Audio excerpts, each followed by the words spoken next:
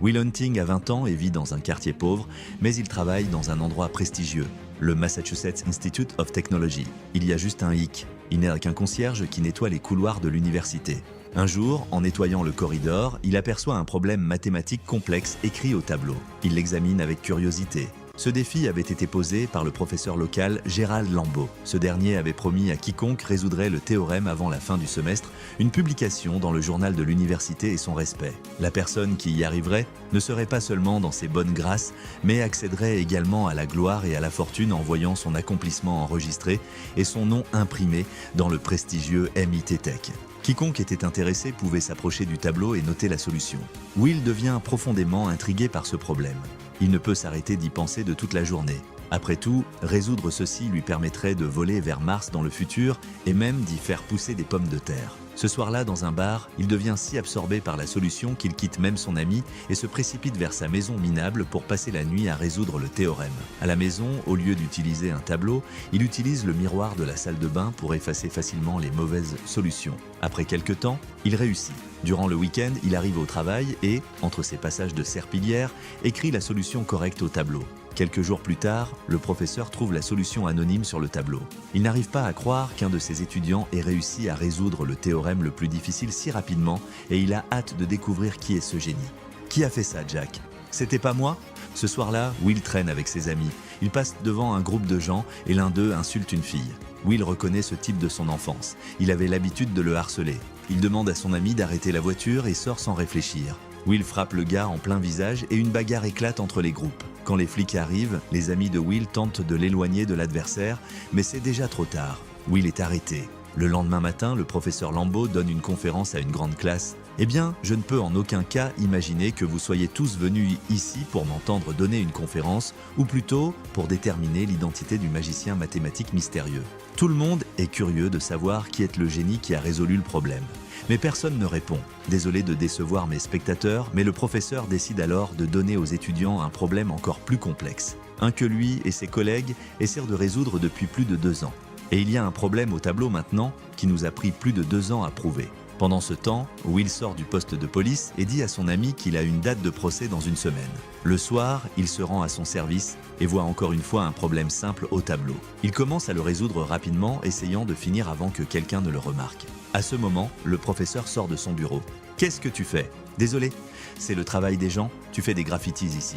Ne t'éloigne pas de moi. » Lambeau tente d'attraper Will, qu'il prend pour un vandale, mais Will disparaît rapidement. Le professeur retourne alors au tableau et réalise que la réponse correcte a été écrite à nouveau. Oh mon Dieu! Ce soir-là, après le travail, Will retourne au bar avec ses amis et leur dit qu'il a été viré. Maintenant, il ne peut plus fréquenter l'université et résoudre des problèmes. Pourquoi tu as été viré? Eh bien, allez, la direction restructurait. Le lendemain, le professeur Lambeau décide de traquer le génie mystérieux.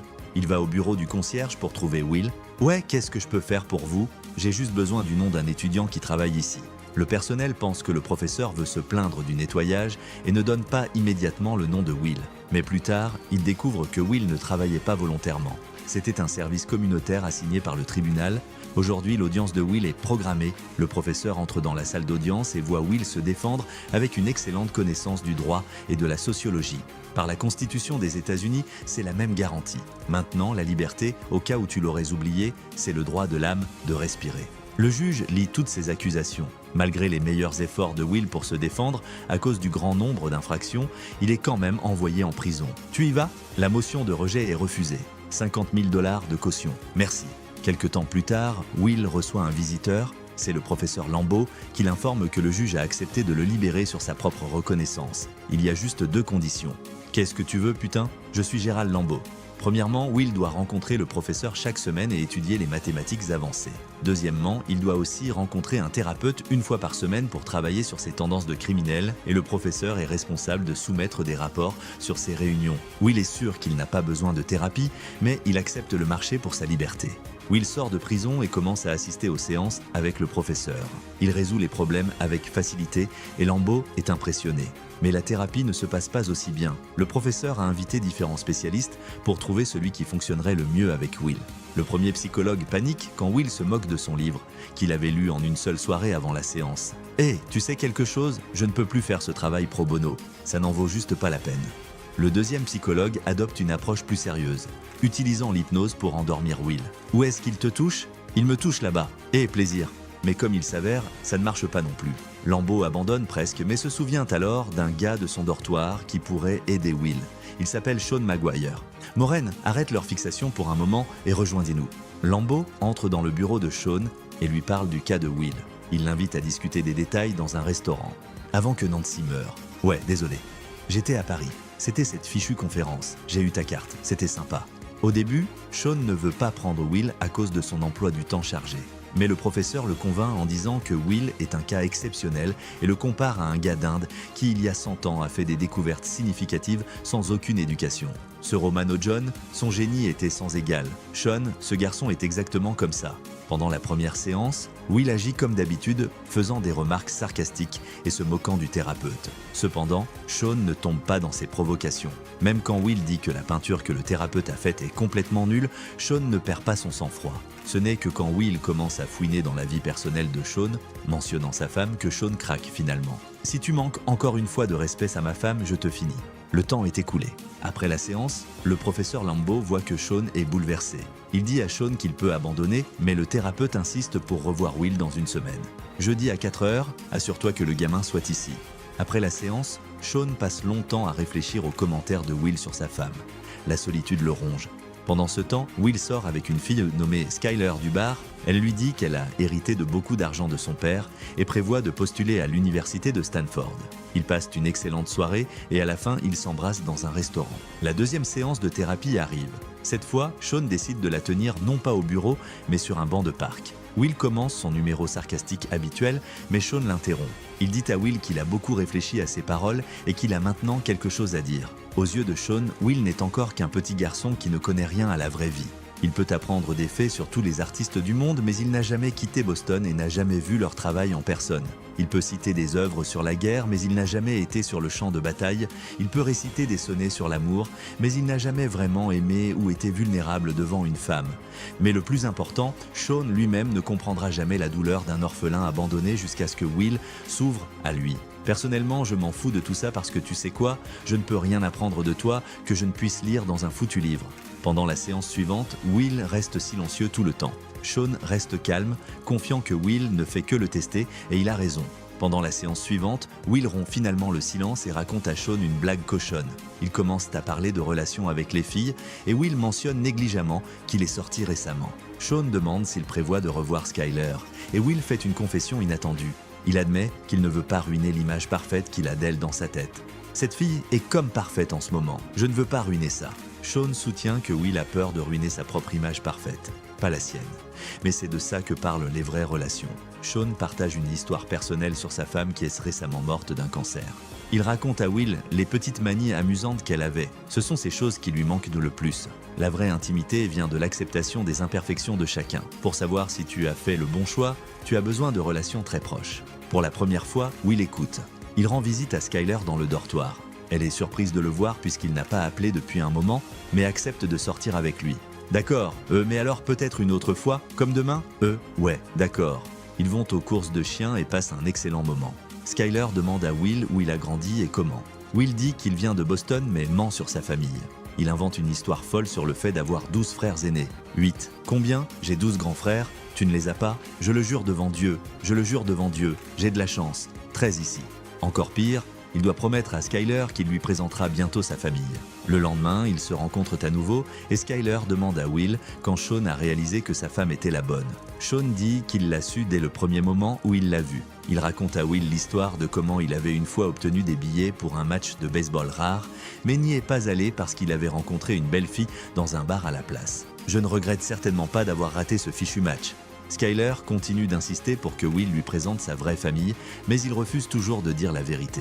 Alors, il décide au moins de lui présenter ses amis, incluant Chuck. Étonnamment, Skyler s'intègre parfaitement dans leur groupe, plaisantant et buvant de la bière avec tout le monde.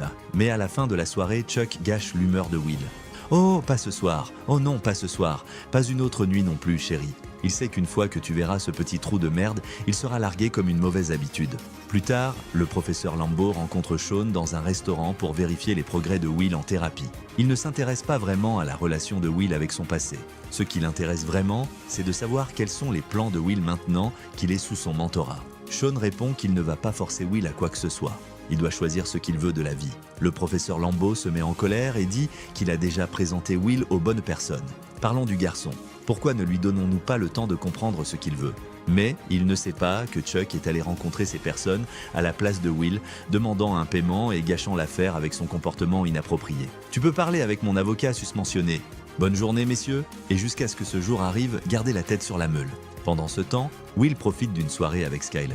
Puis chez elle, elle le prend au dépourvu en lui demandant inattendu de venir avec elle en Californie où elle prévoit de fréquenter Stanford. Will refuse immédiatement, inventant une tonne d'excuses, mais Skyler insiste. Elle est convaincue que Will est juste coincé dans son petit monde où il n'a pas de concurrence et a peur du nouveau. Alors Will explose, il est sûr que Skyler ne fait que jouer avec lui, qu'il ne sera toujours qu'une aventure pour elle parce qu'il est pauvre. Pourquoi tu dis ça ? Quelle est ton obsession avec cet argent ? Skyler lui dit que si elle devait choisir entre avoir un père vivant et son héritage, elle choisirait définitivement le père. Elle a peur aussi, mais elle veut être honnête avec Will alors qu'il ne l'est pas. Will proteste, mais alors Skyler se souvient de ses frères inexistants. À ce moment, Will perd complètement le contrôle. Il commence à crier, disant que Skyler ne voudrait jamais connaître la vérité sur lui. Après tout, il est orphelin et les gens l'ont torturé quand il était enfant. Skyler, en larmes, le rassure qu'elle voudrait tout savoir sur lui, y compris les détails les plus douloureux. Et puis, elle avoue qu'elle l'aime, mais le cœur de Will s'est déjà fermé. « Je ne t'aime pas ». Will rencontre le professeur Lambeau. Il est bouleversé par ce qui s'est passé à la réunion avec les partenaires commerciaux et gronde Will pour son imprudence. Will explose, il dit qu'il n'est pas sûr de vouloir encore cette carrière académique. Communiquer avec le professeur, c'est comme de la torture parce que son esprit est bien plus aiguisé que celui de Lambeau. Lambeau dit qu'il attendait au moins un peu de gratitude de Will. Ils se disputent et Will part. Plus tard, il est invité à un entretien à l'agence de sécurité nationale où ils lui promettent une carrière dorée. Will refuse l'offre en disant qu'il ne veut pas ruiner la vie de gens ordinaires juste pour des ambitions politiques. Allez quoi ? Je veux dire, c'est ce que vous faites. Vous gérez 80% de la charge de travail du renseignement. Vous faites 7 fois la taille de la CIA. Il rencontre bientôt Sean à nouveau. Sean demande pourquoi Will a refusé le poste de la NSA. Will répond « Alors, qu'est-ce que je pensais ? J'attends quelque chose de mieux. » Le thérapeute demande si Will a des amis avec qui il peut parler et s'il se sent parfois seul. Will énumère des philosophes célèbres comme Kant et Nietzsche et Sean lui rappelle que les vraies relations ne peuvent être construites qu'avec des personnes vivantes. Sean demande pourquoi Will a choisi l'université la plus prestigieuse pour y travailler.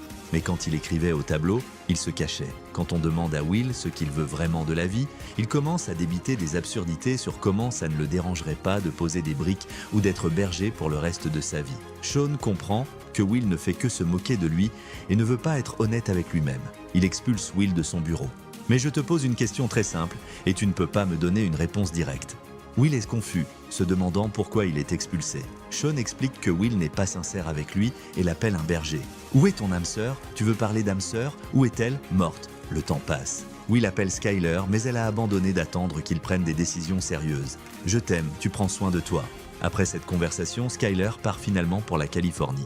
Will reste à Boston, travaillant dans la construction avec Chuck. Pendant ce temps, le professeur Lambeau parle au téléphone disant que Will ne tient pas sa promesse et qu'il le renverra en prison. Eh bien, s'il ne se présente pas et que je dépose un rapport disant qu'il n'était pas là quand il retourne en prison, ce ne sera pas sur ma conscience. Pendant la pause, Chuck demande à Will ce qu'il prévoit de faire ensuite. Will répond qu'il ne prévoit pas de passer sa vie à résoudre des équations stupides et être un rat de laboratoire. Ouais, probablement faire une belle banque, être un foutu rat de laboratoire dans cette foutue... Il prévoit de rester à Boston et faire la fête avec son meilleur ami pour toujours. Mais de façon inattendue, Chuck n'aime pas ce plan. Il dit ouvertement à Will qu'il est un connard en gaspillant son talent. Chuck admet que chaque jour, il rêve de se présenter chez Will avant le travail et de voir son ami finalement quitter ce trou. Pendant ce temps, Lambeau découvre que Will a arrêté d'assister aux séances de thérapie avec Sean. Le professeur menace de le dire au juge et accuse le thérapeute de pousser Will vers une vie de crime juvénile. Je m'en fous si tu rigoles un peu, même à mes dépens, mais n'ose pas saper ce que j'essaie de faire ici. Sean répond que le professeur ne se soucie pas des sentiments de Will et qu'il a été seul toute sa vie, n'apprenant jamais à accepter l'amour. Mais Lambeau n'écoute pas. Il est paranoïaque maintenant, convaincu que Sean ne fait que se venger de ses succès. Le thérapeute n'en croit pas ses oreilles. Cet idiot satisfait de lui-même pense vraiment que Sean est jaloux de lui. « Tu penses que je suis un échec ? Je sais qui je suis et je suis fier de ce que je fais. » Sean dit qu'il ne se préoccupe que du destin de Will et de ses vrais désirs, que Lambeau pourrait facilement écraser et faire que Will se sente comme un échec. « Je peux revenir. Non, entre. Je partais juste. » Lambeau part discrètement, laissant Will seul avec le thérapeute. Sean explique à Will que son combat avec Lambeau n'est pas personnel. Ils ont une longue histoire ensemble. Beaucoup de ces trucs remontent à loin entre lui et moi. Changeant de sujet, le thérapeute mentionne qu'il a préparé un rapport sur Will pour le juge. Will demande s'il y en a eu d'autres comme lui dans la pratique de Sean. Soudain, Will apprend que le passé de Sean est similaire au sien. Son père était alcoolique et avait l'habitude de le battre. Sean répète à Will qu'il n'est pas responsable de ce qui lui est arrivé. Will essaie de s'en vanter d'abord, puis il s'effondre et laisse sortir ses émotions. Oh mon Dieu! Tout commence à se mettre en place. Bientôt, Will vient à sa dernière séance avec Sean. Il dit au thérapeute qu'il a décidé de travailler dans une des compagnies recommandées par le professeur et qu'il est content de son choix. Sean répond qu'il a décidé de voyager un peu et laisse son numéro à Will. Plus tard ce soir-là, Will sort avec ses amis pour célébrer son anniversaire. Ils lui donnent une voiture qu'ils ont construite à partir de pièces usagées. Avant de partir, le professeur Lambeau rend visite à Sean.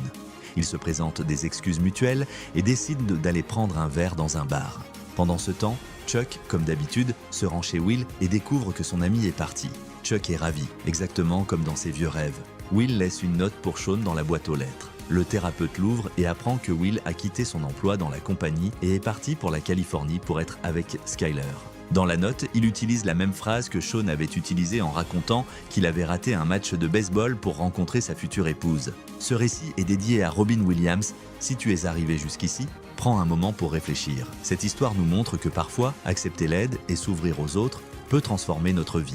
D'autres récits inspirants arrivent bientôt, alors n'oublie pas de liker, t'abonner et découvrir les autres résumés qui valent le détour.